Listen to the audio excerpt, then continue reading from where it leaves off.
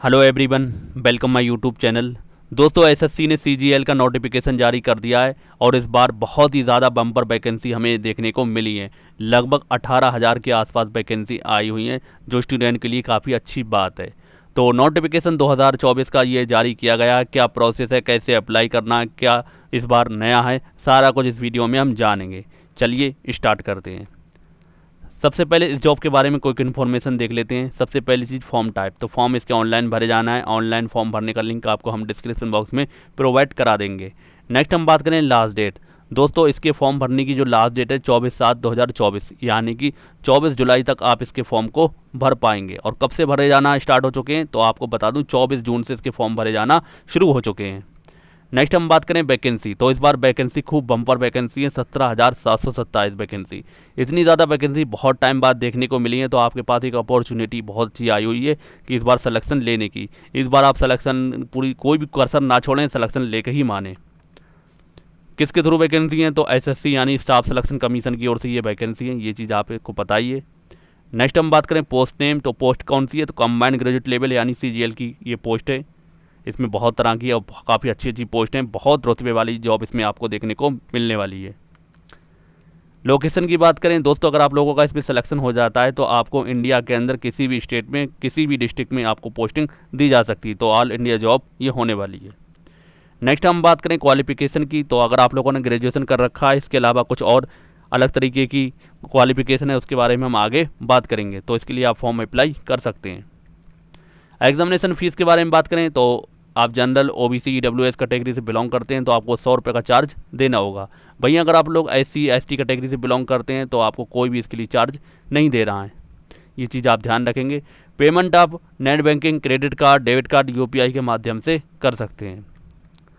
Age limit और relaxation की अगर हम बात करें तो आपको बता दूं बहुत सारे पद हैं, अलग अलग तरीके के पद हैं। तो आप 21 से 30 ना माने तो मैक्सिमम तो आपको 30 देखने को मिल सकती है, कहीं पर कहीं आपको 18 भी देखने को मिल रही है। तो अलग अलग पद के लिए अलग अलग तरीके की एज लिमिट दे रखी है, तो ये चीज़ आपको ध्यान रखना है।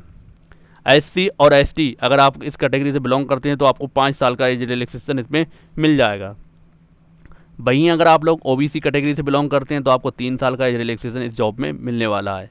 और तरीके के रिलैक्सेशन आपको देखना है तो एक बार नोटिफिकेशन को ज़रूर पढ़ लें। नोटिफिकेशन आपको हमारे टेलीग्राम चैनल पर प्रोवाइड करा दिया जाएगा। पोस्ट डिटेल की बात करें तो बहुत ही तरह की पोस्ट हैं, जैसे कि आप देख पाएंगे असिस्टेंट सेक्शन ऑफिसर की है, असिस्टेंट सेक्शन ऑफिसर है। इसमें सेंट्रल सिक्योरिटी सर्विस में ग्रुप बी की पोस्ट है। इंटेलिजेंस ब्यूरो में ग्रुप बी की पोस्ट है, जिसकी एज लिमिट भी दे रखी 20 से 30 वर्ष की है। असिस्टेंट ऑफिसर के लिए 18 से 30 वर्ष की एज है। असिस्टेंट सेक्शन ऑफिसर जो कि मिनिस्ट्री ऑफ रेलवे के अंतर्गत आता है, जिसकी ग्रुप बी है, तो 20 से 30 वर्ष है। तो इसी तरीके से बहुत सारी पोस्ट हैं, एक बार नोटिफिकेशन को आप देखेंगे जिसमें आपको ये सारी पोस्ट दिख जाएंगी। इसमें मैंने थोड़ी ही मेंशन करी है, बहुत सारी पोस्ट हैं, तो एक बार आप उसे अच्छे से समझ लें कौन कौन सी पोस्ट हैं और उनके लिए क्या एज लिमिट है। इस और आपको एज लिमिट दे रखा है, तो ये नोटिफिकेशन की तरीके से। और ये किस पोस्ट हैं, किस ग्रुप की पोस्ट हैं, ग्रुप बी की, ग्रुप सी, ग्रुप बी, इस तरीके की पोस्ट हमें देखने को मिलने वाली है। जैसे कि अगर हम 15 नंबर पर आए, इंस्पेक्टर की पोस्ट है, तो ये किस मिनिस्ट्री के अंतर्गत आती है? Central bureau of neurotics, ministry of finance के अंतर्गत ये वैकेंसी आती है। और ये ग्रुप बी के पोस्ट है, जिसके लिए एज लिमिट कितनी है? 18 से 30 वर्ष। तो इसी तरीके की बहुत सारी पोस्ट हमें देखने को मिलने वाली है। सैलरी की बात करें तो लेवल 8 की पोस्ट के लिए सैलरी 47,600 से लेकर 1,51,100 तक आपको इसमें सैलरी मिलने वाली है। यानी कि सैलरी की और आपको जॉब के रुतबे की कोई टेंशन नहीं लेना है। आपको बहुत सारी सैलरी और जॉब का रुतबा भी खूब ढेर सारा मिलने वाला है। क्वालिफिकेशन की बात करें तो अलग अलग तरीके की क्वालिफिकेशन है। अगर नॉर्मल की अगर हम बात करें तो आपने बैचलर डिग्री किसी भी रिकॉग्नाइज यूनिवर्सिटी से कर रखी है तो आप इसके लिए अप्लाई कर सकते हैं।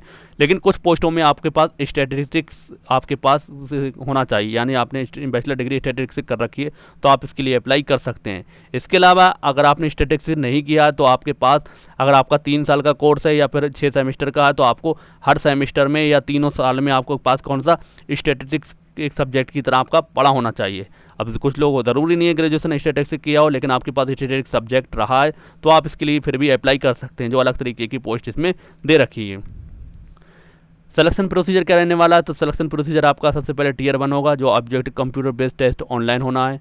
उसके बाद आपका tier 2 objective computer based test होना है, ये भी ऑनलाइन होना है। उसके बाद आपका descriptive paper English, Hindi, pen paper mode होना है, ये इस तरीके का ये पेपर होना है। उसके बाद आपका स्किल टेस्ट होना है और कंप्यूटर प्रोफिशिएंसी टेस्ट होना है। तो ये आपका प्रोसेस इसमें रहने वाला है। अगर हम एग्ज़ाम पैटर्न की बात करें तो जो टियर 1 है तो उसका एग्ज़ाम पैटर्न क्या रहने वाला है आपको बता दें। सबसे पहले अगर आप देखेंगे रीजनिंग के 25 क्वेश्चन देखने को मिलने वाले हैं 50 मार्क्स के। जनरल अवेयरनेस के 25 क्वेश्चन देखने को मिलने वाले हैं 50 मार्क्स के। क्वांटिटेटिव एप्टीट्यूड यानी कि मैथ के 25 क्वेश्चन देखने को मिलने वाले हैं 50 मार्क्स के। इंग्लिश कंप्रीहेंशन के 25 क्वेश्चन मिलने वाले हैं 50 मार्क्स के। यानी कि टोटल जो आपको क्वेश्चन देखने को मिलेंगे 100 और मार्क्स कितने होंगे 200 और आपको टाइम कितने मिलेगा 60 मिनट, यानी कि 1 घंटे का आपको टाइम मिलने वाला है। वहीं पीएच कैंडिडेट के लिए आपको 80 मिनट का इसमें टाइम मिलने वाला है और ये प्री क्वालिफाइंग नेचर का होने वाला है। अगर हम सीजीएल के जो टियर 2 एग्ज़ाम पैटर्न है पेपर 1 की बात करें तो जैसे कि आप सेक्शन 1 में देख पाएंगे मॉड्यूल 1 और मॉड्यूल 2 मॉड्यूल 1 में मैथमेटिक्स के 30 क्वेश्चन आना है 90 मार्क्स के। रीजनिंग के 30 क्वेश्चन आना है 90 मार्क्स के।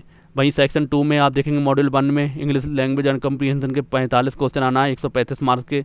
वहीं मॉड्यूल 2 में जनरल अवेयरनेस के 25 क्वेश्चन आना है 35 मार्क्स के। 1 घंटे का टाइम इसमें भी आपको मिलने वाला है, 1 घंटे का इसमें भी मिलने वाला है। सेक्शन 3 में बात करें तो मॉड्यूल 1 में कंप्यूटर नॉलेज टेस्ट होगा जिसमें 20 क्वेश्चन आना है 60 मार्क्स के, 15 मिनट का आपको टाइम मिलेगा। वहीं मॉड्यूल 2 की बात करें तो डाटा एंट्री स्पीड टेस्ट होगी, इसमें क्या होगा 1 डाटा एंट्री टास्क होने वाला है 15 मिनट का। तो ये आपका पेपर 1 की बात करी जा रही है। अगर आपके पास स्टैटिस्टिक्स सब्जेक्ट है तो आपको पेपर 2 और 3 देना है। पेपर 2 में स्टैटिस्टिक्स के 100 क्वेश्चन आपको देखने को मिलने वाले 200 मार्क्स के और इसका टाइम कितना होगा 2 घंटे का। इसी तरीके से पेपर 3 में आपको general studies finance and economics में आपके 100 क्वेश्चन होना है 200 मार्क्स के और टाइम कितना मिलेगा 2 घंटे का। तो ये इसका एग्ज़ाम पैटर्न रहने वाला है। अब आपको मैंने एग्ज़ाम पैटर्न पूरी तरीके से बता दिया है। अब आपको बताता हूँ अप्लाई कैसे करना है। तो अप्लाई करने का आपने जब से आप तैयारी करते होंगे आपको पता ही है एसएससी की जो पेपर जिस तरीके से अप्लाई किए जाते हैं वैसे ही आपको अप्लाई करना है। बाकी जिन लोगों नए हैं तो एक बार ssc.gov पर जाएंगे, वहाँ पर आप रजिस्ट्रेशन करेंगे, उसके बाद फॉर्म अप्लाई कर सकते हैं। और जितनी भी डिटेल है आपको अपने पास तैयार रखना है, फ़ोटो है, सिग्नेचर है या फिर आपका ईमेल आईडी है, फ़ोन नंबर है, सब कुछ आपको रेडी रखना है और फॉर्म भर देना है। एक बार आप फॉर्म भरने से पहले नोटिफिकेशन को एक बार ज़रूर पढ़ लें क्योंकि नोटिफिकेशन में बहुत सारी ऐसी चीज़ें होती हैं जो आपको पता चल जाती हैं कि आपसे रिलेटेड ये जॉब है किस तरीके की है और क्या क्वालिफिकेशन मांगी जा रही। तो नोटिफिकेशन एक बार अच्छे से समझ ले। बाकी मैं सारी चीज़ें समझा ही चुका हूँ। फिर भी आपको नोटिफिकेशन में कहीं कन्फ्यूज़ है आप कमेंट करके पूछ सकते हैं।